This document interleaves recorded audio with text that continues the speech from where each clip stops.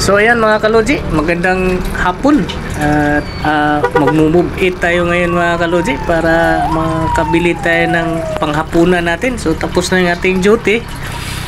Siyempre magra-racket tayo kasi matagal pa yung sahod mga kaloji. Bali 15 katapusan pa, 15:30. So kailangan nating rumakit para kahit paano may pambili tayo pag nagugutom ba. So may pasahero tayo dito sa may mga kaloji, sa may Manila Hotel.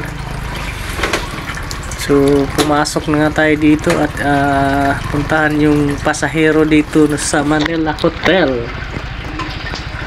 So ngayon lang ulit tayo nakapag move it mga kaloji. So ito na nga si madam. Ang sabi ko tatabi ko lang doon kasi medyo nakaabala tayo.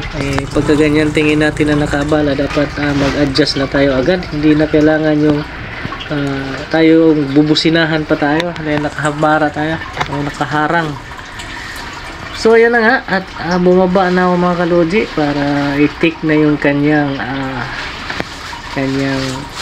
helmet para sa ating pasahero. So yun nga, nilagay ni madam yung kanyang tubigan sa ating box. So maganda talaga pag may box mga kaloji, in case na may mga kargada yung mga pasahero natin at lagayan na rin ang ating helmet. So ayan na nga, binigyan ko na rin siya ng hairnet para sa kanyang ulo. So may malaking bag siya, parang hindi yata magkasya sa kasi mas malapad yung dala niyang bag. Mga damit daw yung laman. So kaya sabi ko tatry kung magkasya ba. Pero sa tingin ko kailangan tupiin. Kasi hindi talaga 45 liters lang yung dala niya, nasa mga 60 ang lapad So magkasya naman yan, pero kailangan talagang tupiin. So ayan, nakakita na ba kayo mga kaloji na yung pasahero nyo na napakasilan? Ayan dalawa na yung kanyang hairnet, may sarili siyang hairnet, tapos binigyan ko pa ng hairnet. Parang pa si madam yung hindi pa komportable sa dalawang hairnet. So kaya binigyan niya sa akin yung bag at sabi ko kung okay lang pwede nating tupiin para mapasok dun sa ating box kasi malapad talaga. Sabi niya okay lang naman daw tupiin. So ayan, at tinupi na nga. Kailangan tupiin para magkasya lang doon kasi talaga siya, malapad. So mahirap talaga pag wala ka ring lagayan. Siguro yung mga mga Honda Click maganda kasi meron dun sa baba niya, yung sa paa. Tagusan kasi ang butas nun. So ayan, buti pumayag na titupi. So talagang hindi na kontento si madam na kailangan pa talaga niyang lagyan yung dalawang hairnet ng para siguradong proteksyon ang germs ay hindi papasok sa kanyang hair.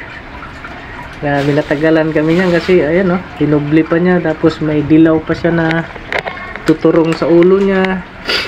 Ayan grabe, makakahinga pa kaya si madam nito sa ginagawa niya. So tinanggal na naman niya at pagpapalitin ata niya. So ganun talaga siyempre kailangan nating intindihin kasi customer is always right nga, sabi nga nila. So kailangan natin magpakumbaba at maghantay na lang tayo ng mga ilang minuto. Ganun talaga, kung matatagalan tayo wala tayong magagawa. Dinubli na naman yan. Hindi kasi lahat ng tao may tao talaga na ganun, kaya intindihin na lang natin, di ba? Huwag kayong magalit o huwag kayong mainis, hayaan na lang natin matatapos din yan. So alright, ayun na nga, at salamat, natapos din ang kanyang problema ni madam. So paalis na kami dito mga kaloji. Hatid ko lang to sa may Espanya. So maraming salamat pala mga kaloji sa inyong suporta. Hindi pa nakapag-subscribe, please subscribe Logi Mix TV Vlog. Maraming salamat mga kaloji, at please notification bell para updated kayo sa aking video. So sa mga followers ko dyan, sa mga subscriber, nagpalit na pala tayo ng motor. Wala na po yung Honda Supremo. So bali naka-Aerox na po tayo version 2. So maraming salamat mga kaloji, at ingat po tayong lahat sa mga sulok ng mundo. Maraming salamat and God bless. Thank you. Mabuhay po ang lahat. Ayan, ingat po mga kaloji. See you my next video mga kaloji, and God bless po. Maraming salamat talaga sa inyong lahat.